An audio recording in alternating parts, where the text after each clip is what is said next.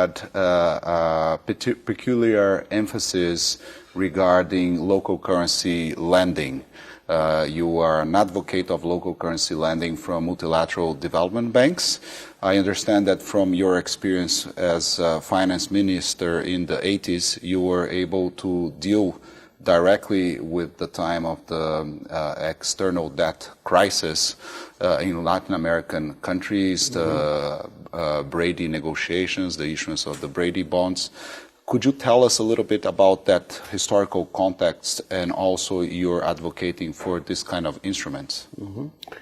Well, you know, in the 80s we have a major financial crisis. It took 10 years to more than that to be solved.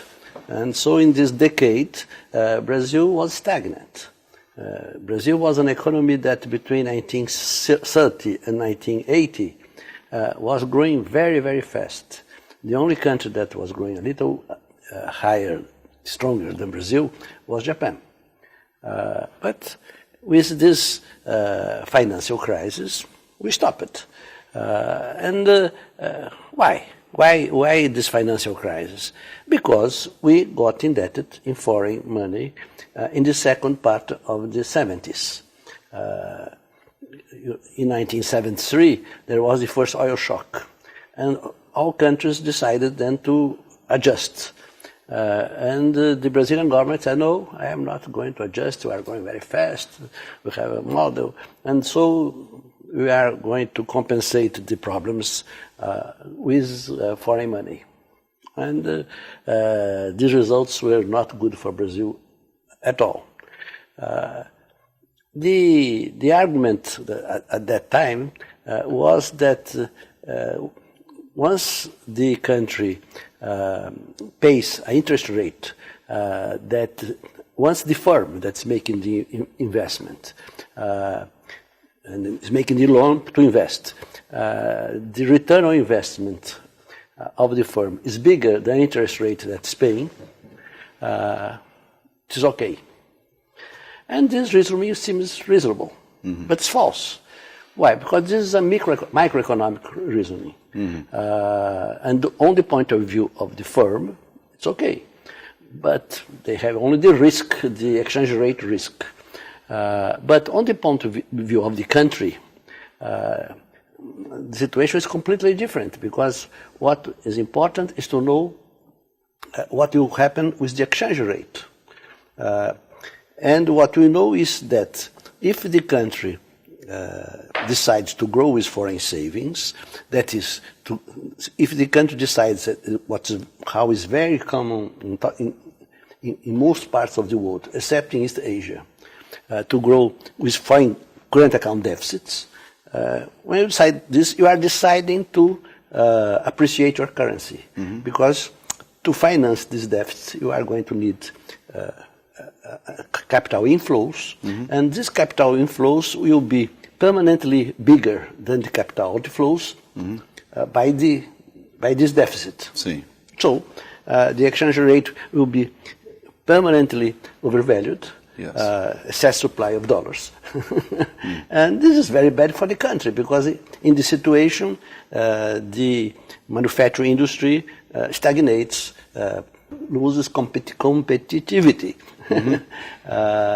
although using a good technology. We also see in recent years the creation, first the emergence of the middle-income countries and the emerging markets, especially among them the BRICS with some special space in the world arena. These countries have, in the past 10 years, surpassed, in terms of the size of their economies, the G7 countries.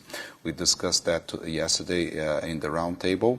And they've been pushing together for reforms in other international organizations, especially the economic ones, the IMF, the World Bank, and not being able to completely fulfill the desire to have their shareholding corresponding to the size of their economies, and also in an interest to build institutions that reflect their necessities.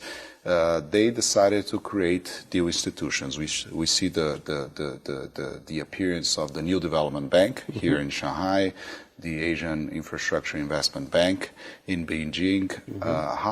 How do you see the creation of these institutions and their future? And I ask you from three perspectives which correspond to the portfolios you held in the past. So from an administrative point of view, from an innovation point of view as my Minister of Science and Technology, and from a finance and economic point of view. Okay. Well, look, growth depends on investment, and investment depends on finance. The entrepreneurs or the firms that invest, they don't have all the money in the pocket to invest. They must be financed. And so the banks, the domestic banks or the international banks, play a fundamental role in making this finance. If the country does not have a current account deficit, what's the ideal? These loans can be made in domestic currency.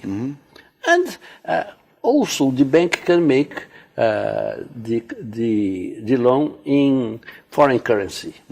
But in this case, since the country has no current account deficit because of its macroeconomic policy, was direct not to have current account deficit, if this is true, the money that enters, it will go out in direct investments that the country makes abroad, or in the increasing reserves that he decides to have. This is what China does. China receives a lot of foreign direct investments, but has a current account surplus. So all that money that comes goes out in another way, and not by importing goods and services, and not by appreciating the local currency. But this is on the economic and financial point of view. You talked a little bit about your formative years, where you were very influenced by the first wave of development economists.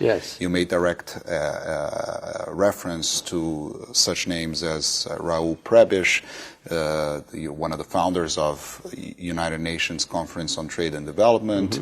You made direct reference to Celso Furtado, who also actually collaborated with him, and all the economists that helped shape the thinking really very associated with ECLAC, the Economic Commission from the UN for Latin America, commonly known as CEPAL.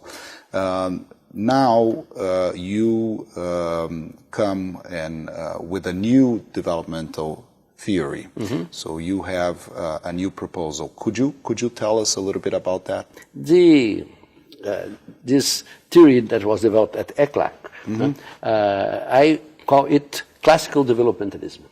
And the basic idea, it was a theory that whose basic argument was that countries to develop must industrialize.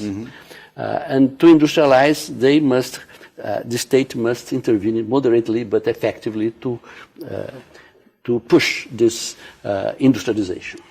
This was a position against the neoclassical orthodoxy. Well, this theory boomed between the 40s and the 60s. But already in the 60s, in 70s, there was not new contributions, and in the 80s, with the change in the world, in the United States and Europe, from to neoliberalism, from Keynesianism to neoliberalism, and the World Bank, that was a bank that was associated with this classical developmentalism, also abandoned it. Developmentalism was almost forgotten. And I realized, and the new mainstream, they said that they would promote growth and happiness everywhere with the reforms. Obviously, this was false. And it was clear that we need a new theory. Especially, we need a macroeconomics. Because the macroeconomics, the Keynesian macroeconomics, is a macroeconomics oriented to rich countries. And we are developing countries. Another thing very special is that in Latin America, also in Africa, not in East Asia, the countries have a thing called the Dutch disease. And it was important, it's an overvaluation of the exchange rate caused by the exports of commodities. Yes. And you have to incorporate this Dutch disease in your macroeconomic model. So there are several reasons for this, and then I began to develop these ideas. One thing very interesting is that we focus in the 5 macroeconomic prices. Nobody does this. The exchange rate, the interest rate, the wage rate, the inflation rate, and the profit rate. And they must be right. Okay. And the market does not make them right. So you have to manage them. Yes. This is very new. This theory is in favor of industrial policy, but it believes that the macroeconomics is more important than industrial policy. When we look, for instance, countries like South Korea or like China, and we realize that industrial policy was important. It was. But before that, these 5 macroeconomic prices were always right. Why? Because the government was a developmental government, and so was managing these prices to maintain them right. Especially the exchange rate that must make competitive the firms that use technology in the world state of the art. Something that does not happen if you leave the prices free, the macroeconomic prices, and so the Dutch disease plus the idea of growing with foreign savings, these 2 things appreciate the currency. From administrative, government-wide design point of view, how should a government be equipped in order to adequately manage this kind of policies? How would you see it? Look, the existence of central banks is because countries know that they have to manage their interest rate and their inflation rate. The wage rate, normally, countries try to manage it. So what you really need is to manage the exchange rate. To manage the exchange rate, you must have a commission in the government that is responsible for this. There is a commission that's responsible for defining the monetary policy, and the central bank executes, and should have a different commission, similar but different, that will define the exchange rate policy, and the central bank again executes. To do in this in this exchange rate policy, there are 3 things that are important.